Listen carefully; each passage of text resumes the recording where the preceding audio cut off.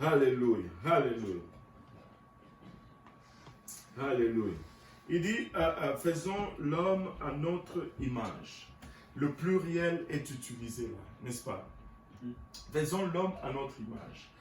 Ça, ce n'est pas un pluriel de, comment on dit, de pluralité, pour ne pas dire. Genèse, au fond, quand tu regardes même Genèse, Genèse a cette caractéristique. J'étais en train d'étudier cela, mais je n'ai pas encore élaboré cela. C'est le principe du premier mention. Quand dans la Bible mentionne quelque chose pour la première fois, ça donne les caractéristiques et les conditions et ça définit comment la chose va se dérouler par la suite. Et la première fois que le nom de Dieu est mentionné dans la Bible, c'est dans le premier verset. Enfin, que Dieu est mentionné dans la Bible, c'est dans Genèse 1.1. Est-ce que quelqu'un peut nous lire Genèse 1.1? Au commencement, Dieu créa les cieux et la terre. Au commencement, Dieu. Et le mot Dieu, là, c'est le mot Elohim, qui est un mot au pluriel. Et si Elohim était pluriel de pluralité, ça n'allait pas s'écrire comme ça. Ça allait s'écrire au commencement Dieu, pluriel, créèrent les cieux et la terre. Même en français, on mettrait l'article. Au commencement, les dieux créèrent les cieux et la terre. Mais ce n'est pas ce qui est rendu en français. Ce qui est rendu en français, c'est au commencement, Dieu, pluriel, créa, singulier, les cieux et la terre. Pourquoi? Parce que ce n'est pas un pluriel de pluralité, mais c'est plutôt un pluriel de majesté. Dans le mot Elohim, c'est plutôt, il faut regarder à une, je ne sais pas comment, le mot m'échappe, c'est quoi le mot? Le mot est parti. Il faut regarder aux règles d'écriture juive, aux règles d'expression juive. Parce que Dieu a plusieurs attributs. On peut mettre son nom au pluriel pour contenir tous les attributs infinis que Dieu peut avoir. Regardez ceci. Genèse, pour expliquer Genèse 26, c'est très simple. Genèse 26, quelqu'un, Genèse 1, 26.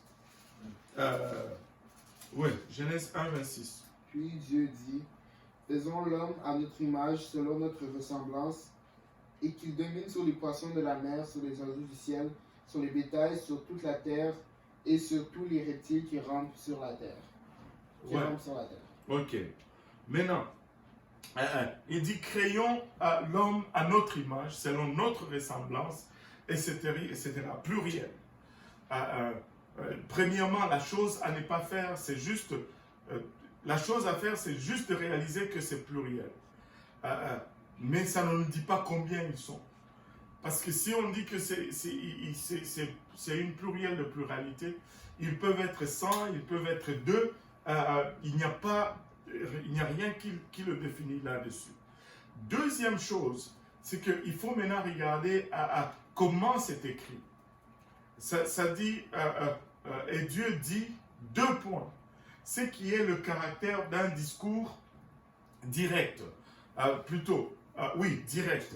C'est-à-dire, le narrateur nous rapporte les paroles de Dieu. Et Dieu, quand il va parler de lui-même, très souvent, il va parler au pluriel.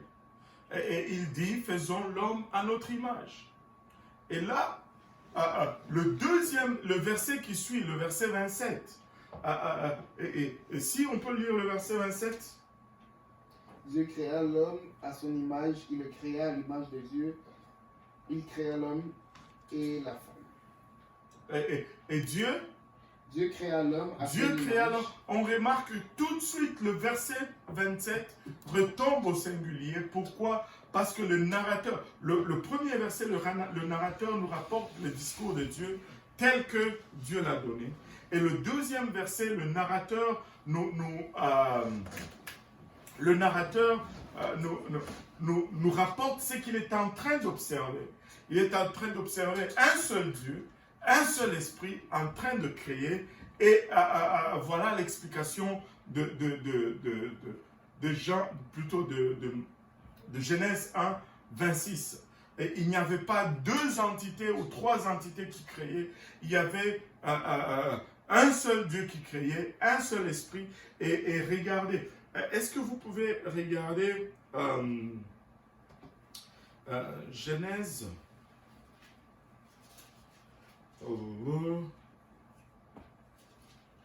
11 avec nous. Dans Genèse 11, on voit la même chose, où la même structure s'est répétée, mais pourtant personne ne va dire qu'il y a deux ou trois.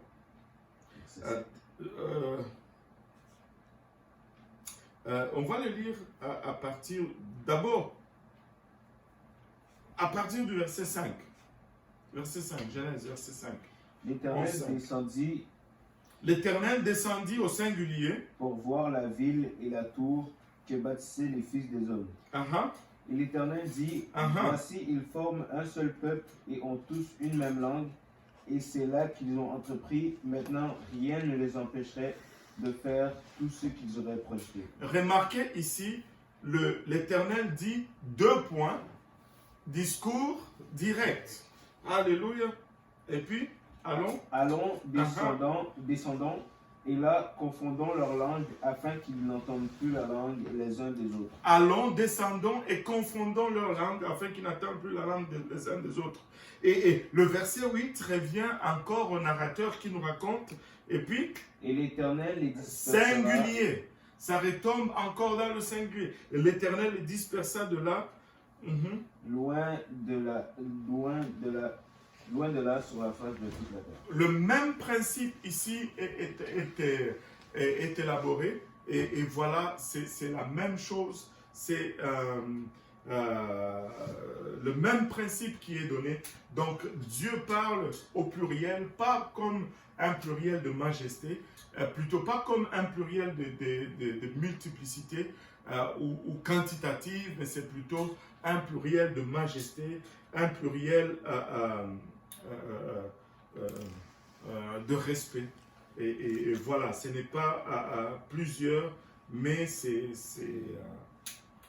le même seul et unique Dieu qui fait ces choses. Alléluia. Deuxième question.